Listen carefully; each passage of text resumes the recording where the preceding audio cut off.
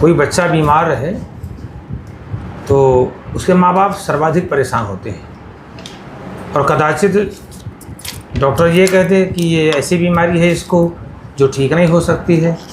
तो माता पिता की क्या स्थिति होती है वो वही समझ सकते हैं जिनके बेटे या बेटियां बीमार होती हैं। आयुष ग्राम चित्रकूट से लगातार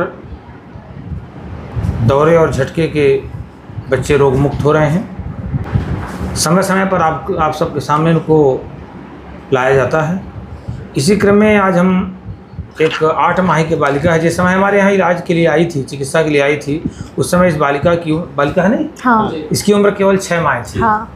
इनके पिताजी हैं शिव कुमार, आगे क्या लिखते हैं, शिव कुमार अहिरवार, हाँ, शिव कुमार अहिरवार, और इनकी बेटी है नियति, और इनकी माँ क्या नाम है, रश्मि। इनकी माँ है रश्मि। ये नया पटेल नगर कोंच से हैं क्या?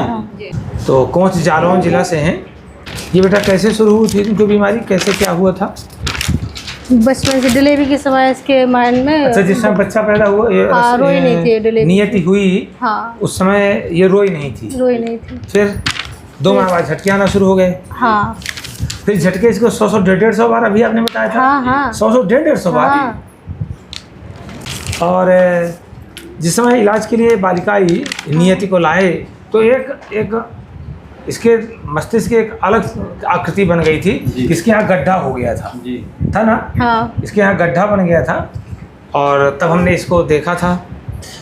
आयुर्वेद में तरपक कफ, जब तरपक कफ की कमी के कारण से ये गड्ढा बन जाता है। हमने इनको 3 सप्ताह के लिए 3 सप्ताह रखा था। हाँ। चूँकि मामला हम प्रायः 2 सप्ताह ही रखते हैं, लेकिन चूँकि क्रिटिकल था मामला, इसलिए हमने इसको 3 सप्ताह के लिए आवासीय चिकित्सा में रखा। बहुत सारे झटके आते थे। दवाइयाँ एलोपैथ की चल रही थी। हाँ। कौन कौन सी?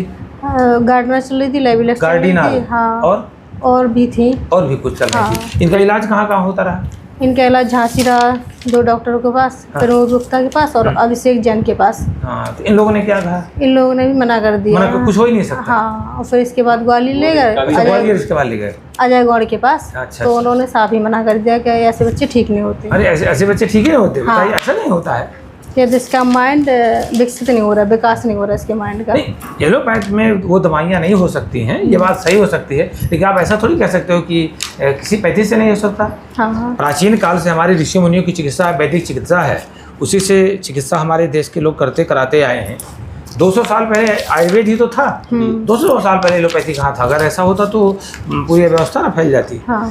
फिर आपको कैसे यहाँ के बारे में पता चला? आयुष ग्राम चिकित्सालय के बारे में कैसे पता? फिर घर पर आए, मैंने मोबाइल में सर्च किया तो वेदांत शुक्ला की वीडियो डली थी। अच्छा। फिर हमने वेदांत शुक्ला के पिताजी से बात की। हाँ। पूरी इन्फॉर्मेशन ली। हाँ। उसके बाद फिर मैंने यहाँ पर कॉल की, यहाँ पर इन्फॉर्मेशन ली, फिर अपॉइंटमेंट ले लिया, फिर आ गए दिखा। आप कितना पढ़ी हैं?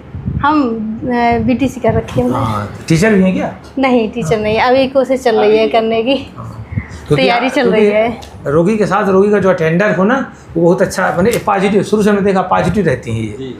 जो जितना सबसे बड़ी बात होती है बच्चों के मामले में ये बात होती है कि ये बता देना, क्योंकि बच्चे बोल तो पाते नहीं अपनी बात। अगर उसका अटेंडर बहुत अच्छा होना चाहिए, इतना लाभ हो गया, इतना, तो दवा का जो सिलेक्शन है वो बहुत अच्छा हो जाता है, बहुत अच्छा हो जाता है। हाँ। आपके बच्चे में ये भी बहुत बड़ी बात है कि हाँ। आप जो है बताते गए, नहीं यहाँ तक आ गए हम लोग, यहाँ तक आ गए, यहाँ तक सुधार हो गया। नहीं, जो सही है बताना चाहिए। नहीं, उसी से हम लोग अनुमान उसी से लगा पाते हैं। तो फिर बेटा यहाँ जब आप लोग बच्ची को लेकर के, तो कितने दिन में आप सुधार होना शुरू हो गया? यहाँ पर तो 10-15 दिन तो मतलब कुछ आराम नहीं लगा। 15 दिन 2 हफ्ते तो कोई आराम नहीं मिला। कोई आराम मिला। फिर इसके बाद फिर सुधार होना शुरू हो गया। लेकिन अभी आप 1 माह बाद दिखाने आई ना हमको? हाँ। डिस्चार्ज होने के बाद 3 सप्ताह आप यहाँ रुकी। हाँ। फिर आप डिस्चार्ज करवा ली हो गए। फिर 1 माह घर में दवा चलाई। 1 माह जब बात आई तो गड्ढा तो बहुत खत्म हो गया। गड्ढा कैसे भरा? धीरे धीरे भरा कि धीरे धीरे भरना शुरू हो गया? अब क्या करने लगी बच्ची? पहले गैस बहुत बनती थी, अब गैस नहीं बनती है। गैस तो जब यहाँ एडमिट लेती थी, अब करवट बदलने लगी। हाँ। पहले बहुत रोती, एक्टिव भी हो गई, हाथ पैर चलाने लगी। अच्छा, और पहले बहुत रोती रहती थी? रोती थी और रात में सोती नहीं थी बिल्कुल भी। अच्छा, मैंने इतनी गाड़ी ना लो, इतनी नशीली दवाई देने के बाद भी आप सोती नहीं सोती थी? हाँ, लेकिन तो जाग गई अगर तो फिर सुबह 6-7 बजे सोती थी, अगर सोएगी तो दिन में सोती थी। वैसे जागती रहती थी। और पेट की स्थिति क्या थी, टट्टी साफ होती थी कि नहीं होती? हाँ पेट तो साफ होता था। हाँ। लेकिन गैस नहीं जाती थी इसकी पहले। हाँ। तो इस तरह से और क्या क्या सुधार आ गया इसमें? हाँ झटके कम हो गए, झटके कम हो गए, 150 आते थे, 150-200 झटके आते हैं, वहाँ केवल 15-20 हो हाँ गए। 15-20। हाँ बस ठीक है। हम लोग क्या करते हैं कि मैक्सिमम 1 साल तक दवा चलती है हाँ और धीरे धीरे करके दवा खत्म हो जाएगी। तो और आप जिनके बच्चे बीमार हैं और उनके बारे में जैसे आपको वेदांत शुक्ला से पता चला, हाँ। तो आप क्या कहना चाहते हैं? अन्य जो माता पिता पीड़ित हैं, ऐसे बच्चे पीड़ित हैं, उनके माता पिता को क्या संदेश देना चाहते हैं, क्या बताना चाहते हैं बेटा तुम? हाँ हम भी यही कहते हैं कि मतलब जिसके भी बच्चे ऐसे हो जल्दी जल्दी यहाँ आयुष्ग्राम से चिकित्सा लें और पहुँचे और अपने बच्चों को ठीक कराएं। हाँ। आयुर्वेद में जो पंचकर्म विधा है, तो हमारे यहाँ क्या है कि बच्चों के लिए विशेष पंचकर्म की व्यवस्था दी जाती है।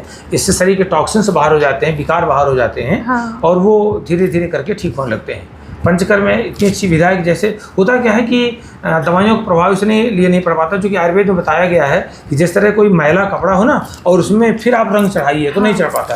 अब इतना गार्डिनाल वगैरह वगैरह तमाम दवाइयाँ आप दे चुकते हैं, या क्या आजकल देते हैं?